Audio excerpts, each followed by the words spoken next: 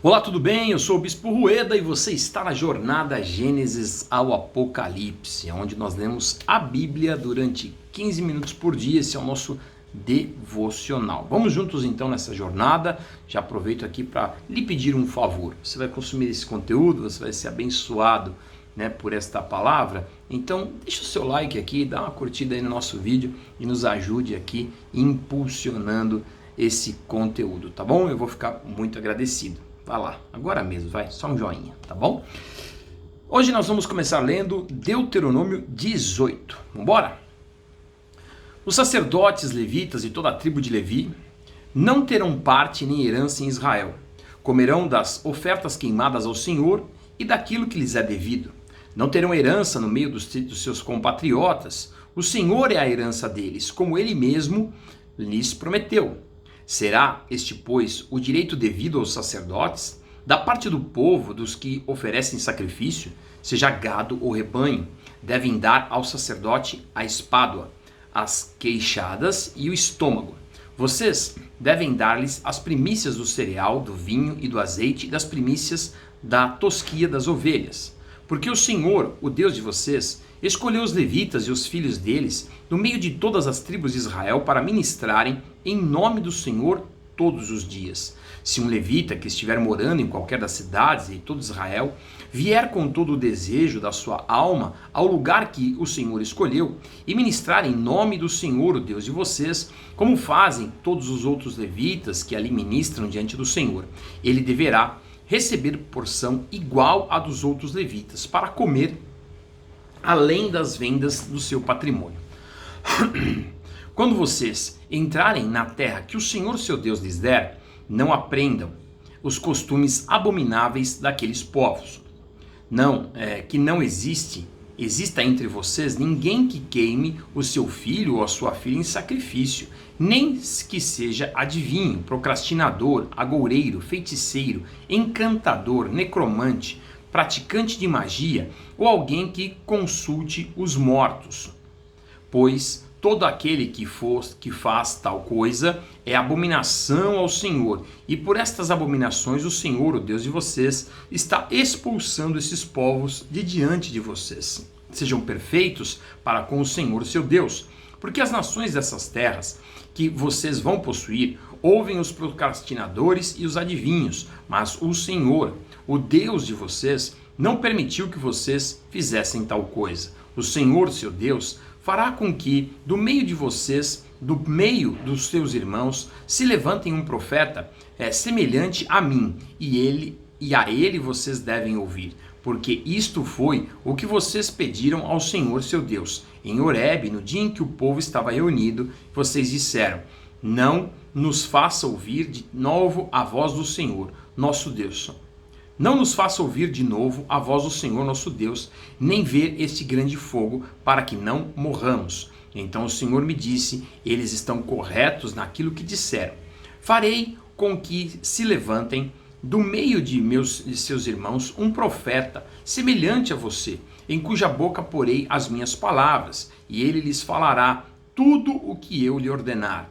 De todo aquele que não ouvir as minhas palavras, que ele falar em meu nome, disso lhe pedirei contas. Porém o profeta que tiver a presunção de falar alguma palavra em meu nome, algo que eu não mandei que falasse, eu o que falar em nome dos outros deuses, esse profeta deve ser morto. Se vocês pensarem: como conheceremos a palavra que o Senhor não falou?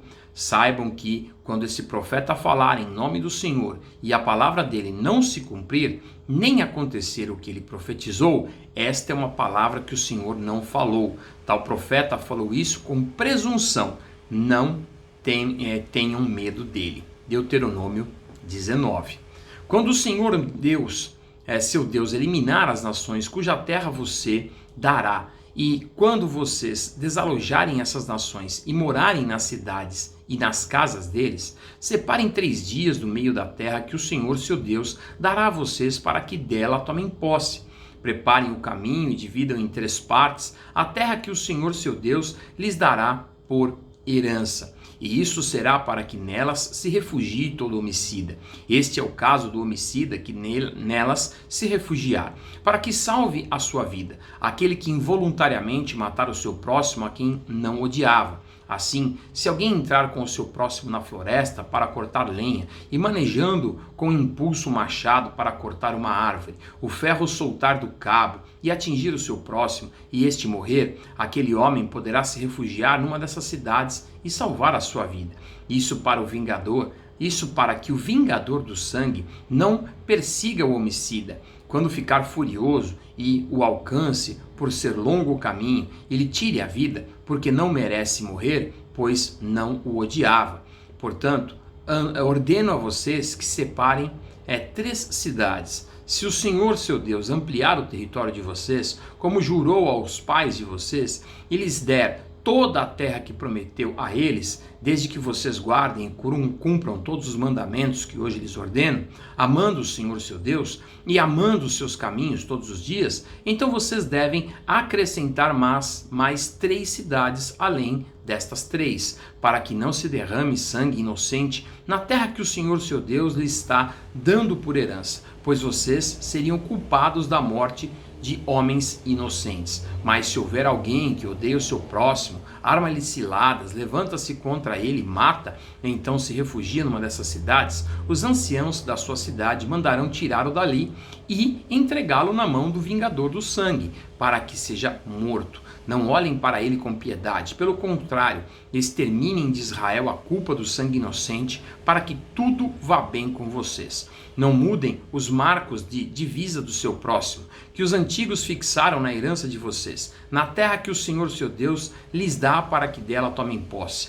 Uma só testemunha não poderá se levantar contra alguém por qualquer iniquidade ou por qualquer pecado, seja qual for que cometer. Pelo depoimento de 2 ou 3 testemunhas se estabelecerá o fato. Quando se levantar testemunha falsa contra alguém para o acusar de alguma transgressão, então os 2 homens que tiverem a demanda se apresentarão diante do Senhor, diante dos sacerdotes e dos juízes que houver naqueles dias. Os juízes examinarão o caso com cuidado e se a testemunha for falsa, tiver testemunhado falsamente contra o seu irmão, receberá o castigo que tinha em vista para o seu irmão e assim exterminarão o mal do meio de vocês, para que os que ficarem ouçam, temam e nunca mais tornem a fazer semelhante mal no meio de vocês. Não olhem para ele com piedade, vida por vida, olho por olho, dente por dente, mão por mão, pé por pé.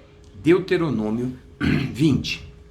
Quando vocês saírem para fazer guerra aos seus inimigos e virem cavalos, carros de guerra e um povo maior em número do que vocês, não tenham medo deles, pois o Senhor seu Deus, que os tirou da terra do Egito, está com vocês. Quando estiverem se preparando para a batalha, o sacerdote se adiantará e falará ao povo, dizendo: escute, povo de Israel, hoje vocês estão se preparando para lutar contra os seus inimigos. Que o coração de vocês não desfaleça. Não tenham medo, não tremam, nem fiquem apavorados diante deles, porque o Senhor, o Deus de vocês, é quem os acompanha e vai lutar por vocês contra os seus inimigos para que vocês sejam salvos. Os oficiais falarão ao povo dizendo: existe aqui entre nós alguém que construiu uma casa nova e ainda não a consagrou. Volte para a casa para que não morra na batalha e outro tenha que consagrar a casa. Existe aqui entre nós alguém que plantou uma vinha e ainda não colheu as uvas. Vá e volte para casa para que não morra na batalha e outro venha desfrutar da vinha. Existe aqui entre nós algum homem que contratou casamento com a sua mulher e ainda não a recebeu como esposa? Vá e volte para casa para que não morra na batalha, e outro homem a receba como esposa. E os oficiais continuarão a falar com o povo dizendo, existe aqui entre nós algum homem medroso e de coração tímido? Vá, volte para casa para que os seus irmãos não acabem ficando com medo também. Quando os oficiais tiverem falado ao povo, designarão os capitães dos exércitos para que fiquem à frente do povo. E quando vocês se aproximarem de uma cidade para lutar contra ela, apresentem-se primeiro um profeta de paz. Se a resposta é de paz e os moradores abrirem os portões, todos os que estiverem na cidade serão sujeitos a trabalhos forçados e passarão a servir vocês. Porém, se eles não fizerem paz com vocês, mas declararem guerra, então vocês devem sitiar a cidade. E o Senhor seu Deus a entregará na mão de vocês, e vocês devem matar com a espada todos do sexo masculino que houver na cidade. Mas vocês podem ficar com as mulheres, as crianças, os animais e tudo que houver na cidade. Todo o seu despojo podem desfrutar, o despojo dos inimigos que o Senhor seu Deus entregou a vocês. Façam assim com todas as cidades que estiverem longe de vocês, que não forem as cidades destes povos.